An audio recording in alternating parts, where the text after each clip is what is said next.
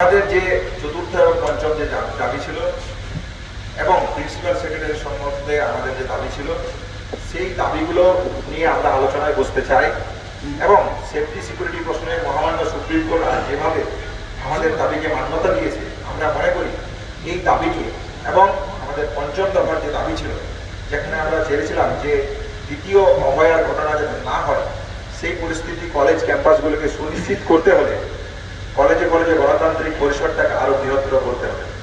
আমরা মনে করি এই দাবিগুলিতে আমাদের রাজ্য সরকারের সাথে বসার প্রয়োজন আছে।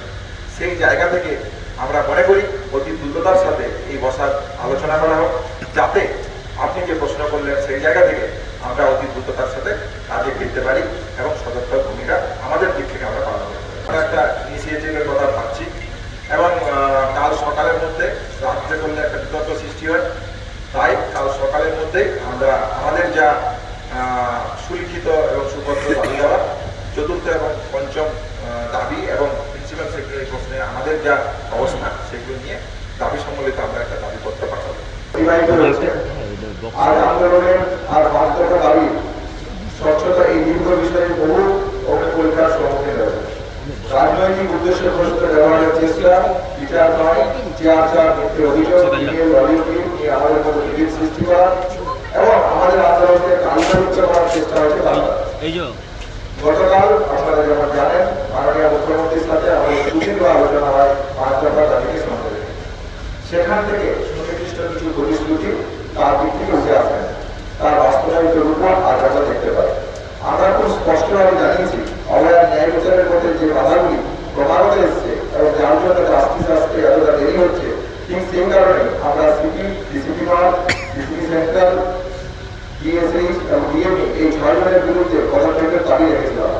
আমাদের আন্দোলনের চাপে তাদেরকে সরাতে বাধ্য হয়েছেন, এটা আন্দোলনের আংশিক জয় বলে আমরা মনে করি। কিন্তু প্রিন্সিপাল সেক্রেটারি বসে কোনো সিদ্ধান্ত এই মিটিংয়ে নেওয়া হয়নি। মুখ্যমন্ত্রী এই বিষয়ে সদর্থক মৌলিক আশ্বাস দিলেও এ সম্বন্ধে কোনো পদক্ষেপ নেওয়া এখনো আমরা দেখতে পাইনি। সুরক্ষা বিষয়ে রাজ্যের সমস্ত পদক্ষেপ আজ সুপ্রিম কোর্টে ঘোষিত হয়েছে। রাজ্য সরকারের অবহেলিত আইনের আড়ালে যে নারী বিদ্বেষ ও মধ্যযুগীয় মানসিকতা লুকিয়ে রয়েছে তা সুপ্রিম কোর্টের সামনে সুস্পষ্ট হয়েছে। রাত্রি ডিউটি না দিয়ে দিনে 12 ঘন্টার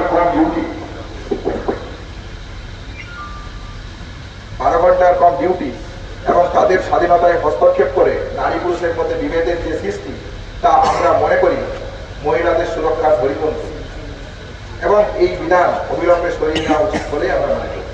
রাজ্যের সুরক্ষা সম্বন্ধে দ্বিতীয় পদক্ষেপ এবং 7 দিনের ট্রেনিং এর সিভিক ভলেন্টিয়ারদের নিয়োগ করা নিয়েও একেবারেই উপযুক্ত নয় তা আমরা মনে করি এবং যা সুপ্রিম কোর্টের সামনে স্পষ্টতই এসছে এবং 100 কোটি টাকা বিনিয়োগের কথা শুনিয়ে হাসপাতাল নিরাপত্তার যুক্তি খাড়া করা হচ্ছে, তারও কোনো খতিয়ান রাজ্য দিতে পারেনি। আমরা আমাদের 4 নম্বর দাবিতে আগেই বলেছিলাম রোগী স্বার্থ তথা স্বাস্থ্য পরিষেবা সুনিশ্চিত না করা গেলে শুধুমাত্র নিরাপত্তা বাড়িয়ে হাসপাতালগুলিতে ডাক্তার, নার্স, স্বাস্থ্যকর্মীদের সুরক্ষা সুনিশ্চিত করা সম্ভব নয়। আমরা সেই জায়গা থেকেই কেন্দ্রীয় রেফারেল ব্যবস্থা সুনিশ্চিত করা, যথাযথ সংখ্যাতে নার্স, স্বাস্থ্যকর্মী জিডিএ নিয়োগ, চুক্তিভিত্তিক কর্মী নিয়োগ বন্ধ করে স্থায়ী কর্মী নিয়োগ, সমস্ত সিঙ্গেল পিক ব্যবস্থা চালু করা, পেশেন্ট কাউন্সিলিং এবং প্রফেশনাল কাউন্সিলিং নিয়োগ করা সহ একগুচ্ছ দাবি আগের মিটিংয়ে আমরা রেখেছিলাম। হাসপাতালগুলিতে বেড নিয়ে দুর্নীতি, জীবনদায়ী ওষুধ পাওয়ার যে সমস্যা, সাধারণ মানুষকে নিত্যদিন এগুলির সম্মুখীন হতে হয়। আমরা সুরাহা চাই এই সমস্ত সমস্যা। নিরাপত্তা সহ এই সমস্ত দাবিগুলিকে সমস্ত সরকারি হাসপাতাল এবং মেডিকেল কলেজগুলিতে লাগু করার জন্য আমরা কলেজ ভিত্তিক টাস্কফোর্স গঠনের দাবি জানিয়েছিলাম মুখ্যমন্ত্রীর কাছে। অথচ এই বিষয়ে আরো আলোচনা প্রয়োজন আছে বলে এই গুরুত্বপূর্ণ বিষয়টিকে শুধুমাত্র একটি রাজ্য স্তরের টাস্কফোর্স গঠনের আশ্বাস আমরা পেয়েছি। কি করে এই দাবিগুলো পূরণ হবে, কিভাবে টাস্কফোর্স মেডিকেল কলেজ এবং হাসপাতালগুলির বিভিন্ন স্তরে প্রয়োজনীয় রদবদল ঘটাবে তা এখনো আমাদের কাছে অস্পষ্ট। আমরা চাই অবিলম্বে মুখ্যমন্ত্রীর প্রতিশ্রুতি অনুযায়ী রাজ্যভিত্তিক টাস্কফোর্স গঠন করার নোটিশ জারি করা হোক এবং তত্ত্বাবধানে প্রতিটি মেডিকেল কলেজ হাসপাতাল স্তরে কলেজ ভিত্তিক টাস্কফোর্স গঠন করার এবং তাদের জুনিয়র ডাক্তারদের যথাযথ প্রতিনিধিত্ব প্রয়োজন।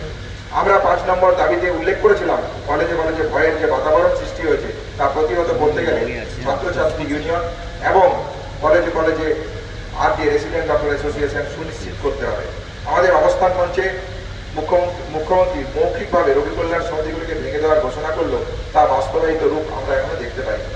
কিভাবে নতুন করে এই সমিতিগুলোকে গঠন করা হবে তাও আমাদের কাছে স্পষ্ট হয়নি। আমরা প্রতিটি মেডিকেল কলেজে রেসিডেন্ট ডক্টর অ্যাসোসিয়েশনের আইনে স্বীকৃত এখনো পাইনি। আমরা দ্রুত এই দাবিগুলি পূরণের দাবি জানাচ্ছি।